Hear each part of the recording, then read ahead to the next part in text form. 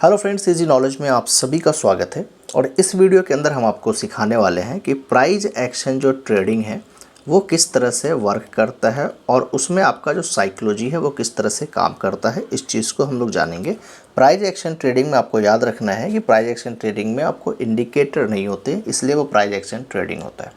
तो इसको याद रखेंगे। प्राइस एक्शन ट्रेडिंग में आपको जो सबसे इम्पोर्टेंट चीज़ है वो है कि यहाँ पे जो प्राइस दिख रहे हैं, ये जो प्राइस है ये आपका सबसे बुनियादी चीज़ है, इसको आप समझेंगे, ये बहुत इम्पोर्टेंट है प्राइस का। उसके अलावा जो है आपको यहाँ पे प्राइस में आपको क्या देखना है कि हर एक जो कैंडल है उस कैंडल की वैल्यू क्या बनती है। जैसे यहाँ पे एक कैंडल है, इसकी कैंडल की आपको ऊपर में वैल्यू मिल जाएगी। जैसे ये कैंडल 95.15% है पॉइंट का जो है इसके अंदर चेंजिंग आया, तो इस चीज़ का होता है।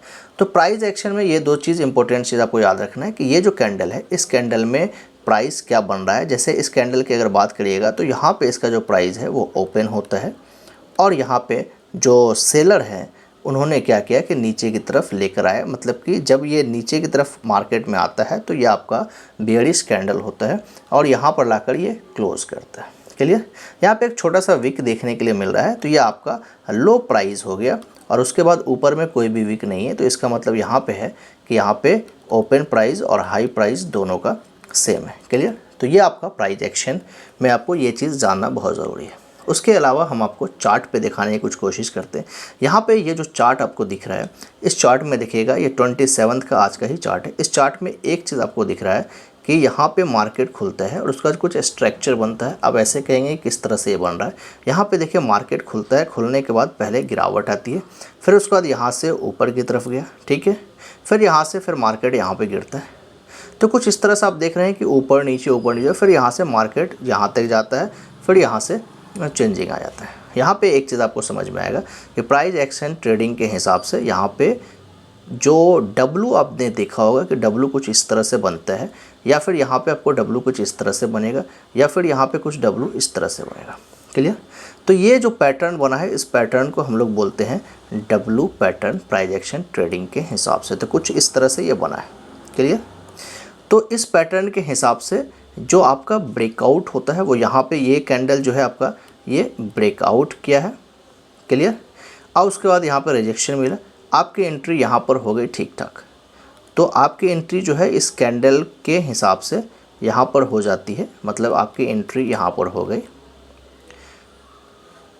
और एंट्री होने के बाद जो है आपको क्या करना था कि एंट्री कर लें। आपका टारगेट हो गया, कुछ टारगेट होगा 50 पॉइंट 100 पॉइंट का आपका टारगेट होगा, तो इसके हिसाब से आपको काम करना था। ठीक है। यहाँ पे एंट्री होने के बाद क्या होता है कि ये फर्स्ट कैंडल तो आपका एकदम परफेक्ट आपके हिसाब से जाता है, लेकिन अगला दो कैंडल में विक बन जाता है। और विक बनने के बाद यहाँ पे एक चीज़ समझ में आता है कि यहाँ पे सेलर जो है चाह रहा है कि वो ऊपर मार्केट नहीं जाए। और उसके बाद यहाँ पे आप इसको अगर आप जो रेजिस्टेंस लेवल है अब ये सपोर्ट लेवल पे बन गया है और यहाँ से मार्केट देख रहे हैं कुछ इस तरह से वर्क कर रहा है। तो यहाँ पे एक चीज़ समझ में आया इस प्राइस एक्शन के हिसाब से कि यहाँ पर आपका जो प्राइस एक्शन W पैटर्न के हिसाब से ये आपका गलत हो गया। क्लियर।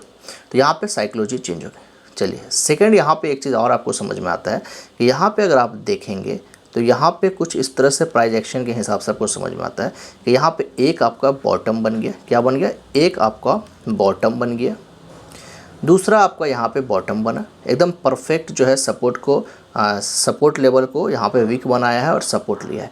तो यहाँ पे फर्स्ट बॉटम आपका ये बन गया, सेकंड बॉटम आपका ये बन गया। तो उसके हिसाब से अगर आप ट्रेडिंग करेंगे तो यहाँ पे आपका ट्रेड ठीक ठाक बन सकता था अगर आप इस सपोर्ट पे बाइंग करते हैं। तो याद रखिएगा कि प्राइस एक्शन जो होता है उसमें दो चीज़ बहुत इम्पोर्टेंट होता है। एक आपका रेजिस्टेंस लेवल।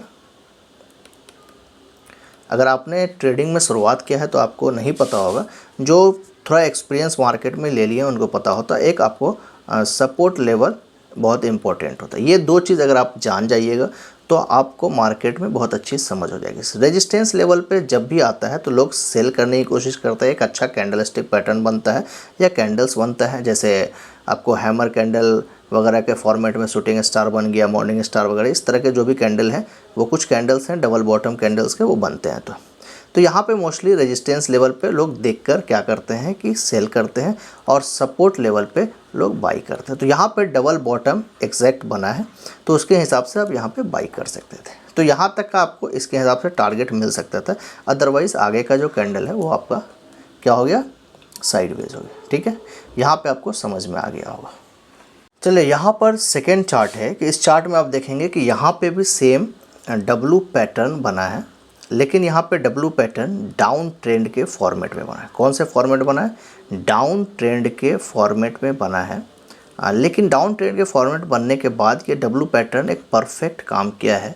इसमें आप देखेंगे कि यहाँ पे ब्रेकआउट इस कैंडल पे होता है, उसका रिजेक्शन भी दिया जाता है, फिर यहाँ पे आपका डब्लू पैटर्न परफेक्ट तरीके से काम किया है। तो यहाँ पे आप एंट्री बनाते हैं, ये स्टॉक का जो है चार्ट है, तो एंट्री बनाते हैं तो यहाँ तक आपको कुछ यहाँ पे आपको चार्ट पे यहाँ तक आपका टारगेट दिया है। तो यहाँ पे आपको जो है क्या है कि डब्लू पैटर्न प्राइस एक्शन में आपको अच्छा काम किया है, तो इसके हिसाब से आप देख सकते हैं। दूसरा चीज़ यहाँ पे एक चीज़ और आप देखेंगे कि सेम चीज़ यहाँ पे भी हम रिपीट करेंगे कि यहाँ पे जो है आपका ये फर्स्ट बॉटम बना, सेकंड बॉटम बना, और उसके बाद ये फर्स्ट बॉटम पे सेकंड बॉटम जब बना तो आप यहाँ पे चाहते तो कुछ एंट्री यहाँ पे आप बना सकते थे अगर आपका मार्केट में एक्सपीरियंस होता तो। नहीं तो एक्सपीरियंस नहीं है तो आप यहाँ पे परफेक्ट तरीके से डब्लू पैटर्न पे काम करेंगे तो आपको कुछ इस तरह से वर्क करेगा।